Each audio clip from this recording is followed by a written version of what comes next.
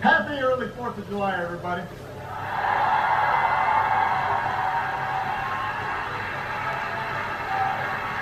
I figured I'd come here to kick off the long weekend. I'm looking for a prop. We do a pretty good cookout at the White House. In fact, we're having a barbecue for the troops on Saturday.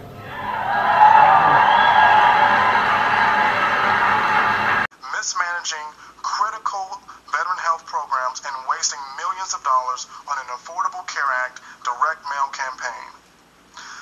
The possible purging and deletion of over 10,000 veteran health records at the Health Eligibility Center.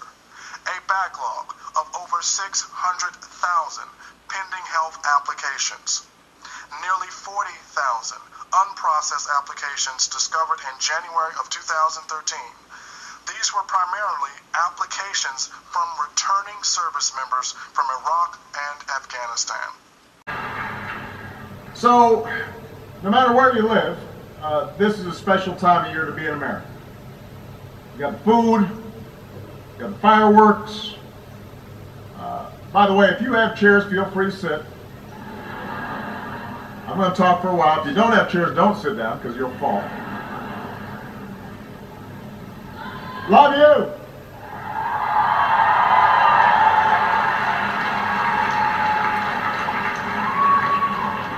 But you know, in addition to the fireworks, in addition to the food, this is a chance to celebrate a bedrock principle so deep that generations of Americans have been willing to risk everything to declare it. The idea that all of us are created equal.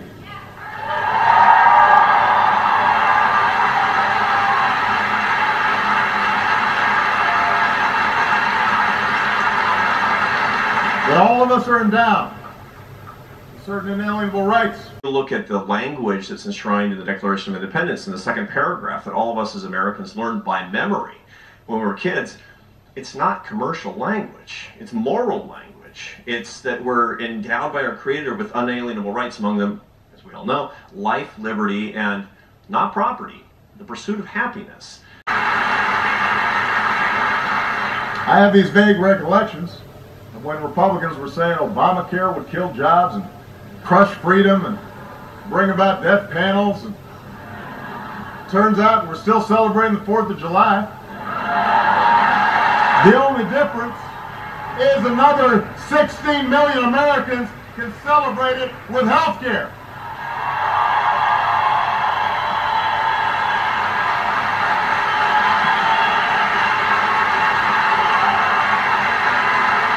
That's what we're celebrating.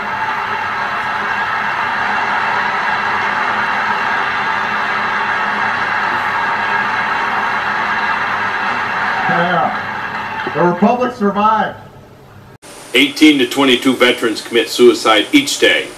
In my opinion, that is 18 to 22 brave men and women each day who our system has let down in some capacity. It is totally unacceptable.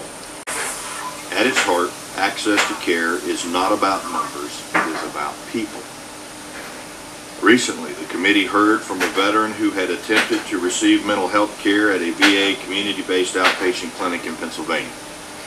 This veteran was told repeatedly by the VA employee he spoke with that he would be unable to get an appointment for 6 months. However, when that employee left, another VA employee leaned in to tell this veteran that if he just told her that he was thinking of killing himself, she would be able to get him an appointment much sooner. Now, I just want to play back the tape. I want to play back the tape because we were told all these measures were going to destroy jobs and explode the deficit. Remember that? You know, they're going to be making a whole bunch of stuff up. And when I say a lot of stuff, I mean a lot of stuff. Since it appears at least that the sergeant walked away from the base without his weapon, was not involved in actual combat at the time, did the National Security Advisor misspeak when she said that he served with honor and distinction? And if she did not misspeak, how did he serve with honor and distinction? I must conclude that the White House used your talking points to perpetrate its own misguided political agenda. I believe that the White House wanted America to believe Al-Qaeda to be on the run. And thus, they needed the attacks to be in response to an anti-Islamic video, and so the White House used your talking points to say so. You say, you point out that what you said earlier isn't true. They may now, in retrospect, admit that, but craft a slightly different story. And I got it wrong. I said the FBI, when in fact the CIA was the one to take it out of the talking points. And you suddenly have all the emails, correct? Right. They get taken off and stored in servers, and you've got 90,000 employees, and you've got... I know, I'm not asking to search. I'm asking to find one. They type in her email address. We could find, and we in fact are searching, we can find Lois Lerner's emails. And while I would very much like to answer the committee's questions today, I've been advised by my counsel to assert my constitutional right not to testify or answer questions related to the subject matter of this hearing. After very careful consideration, I've decided to follow my counsel's advice and not testify or answer any of the questions today. Because I'm asserting my right not to testify, I know that some people will assume that I've done something wrong. Representative Ackerman, we have no intention of leaving Iraq. I think it was pretty clear in our opening statements, all three of us, and in fact we've asked for assistance. The American people think we've left.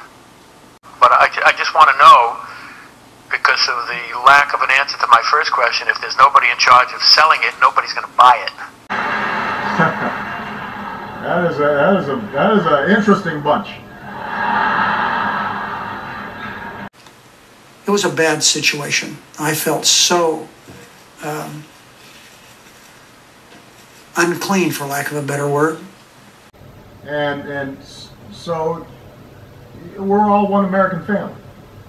Yeah, but we all go, we're at Thanksgiving, and Uncle Harry starts saying something, and you say, well, Uncle Harry, that makes no sense at all. You still love him. He's still a member of your family, right? But you've got to correct him. You don't want to put him in charge of stuff. It creates better wages and better working conditions. Because when the playing field is level, American workers always win. They always win. We know how to work. Americans know how to work. Our asylum and immigration laws because the Obama administration has severely weakened them.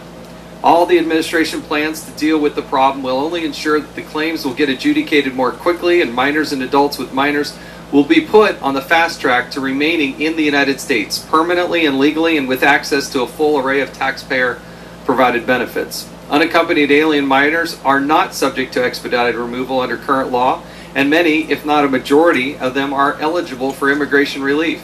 Many of the minors and families arriving at the border are claiming asylum or a credible fear of persecution. These minors can apply for and will likely receive asylum because it's just as easy to game the system. The committee obtained an internal Department of Homeland Security report which shows at least 70% of asylum cases contain proven or possible fraud.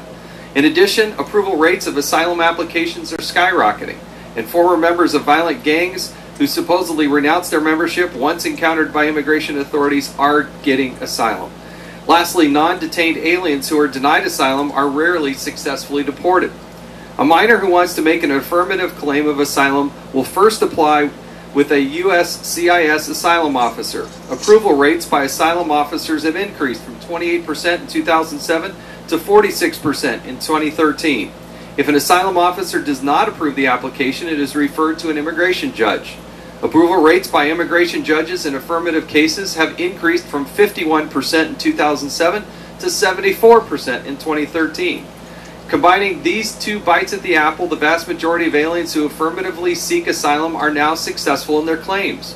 This does not even take into account the appeals to the Board of Immigration Appeals or federal courts. Furthermore, family units caught along the border at ports or at ports of entry can claim a credible fear of persecution in order to seek a hearing before an immigration judge and receive work or authorization while their case is pending. Over the past several years, credible fear claims have been granted at ever-growing rates under the Obama administration. Currently, data provided by the Department of Homeland Security shows that U.S. Citizenship and Immigration Services, USCIS, makes positive credible fear findings in 92% of all cases.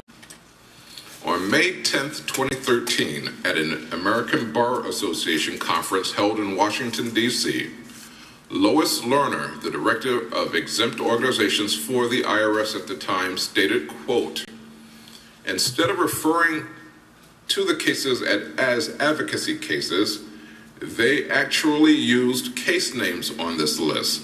They, the determinations unit in Cincinnati, Ohio, used names like Tea Party or Patriots, and they selected cases simply because the applications had those names in the title. That was wrong, that was absolutely incorrect, insensitive, and inappropriate," end of quote. She also stated that some cases were delayed and unnecessary questions were asked, confirming the 3 key findings of our report. The storyline based on Ms. Lerner's presentation was that the IRS had apologized for inappropriately targeting conservative organizations. If you treat everybody like family, that's good for us. Not just me, not just you, not just Democrats, not just Republicans, not just old folks or young folks, not just black folks or white folks. It's good for us. We're not going to solve every problem in one fell swoop. But if we make things a little better for our fellow Americans, we're going to leave something better for us and for our kids. And if we're walking down that road together, we're going to get there faster. That's what we're fighting for, everybody. That's what we're fighting for, Wisconsin. That's what Tammy's fighting for and Ron's fighting for. That's what we all have to fight for. Happy 4th of July, everybody. God bless you.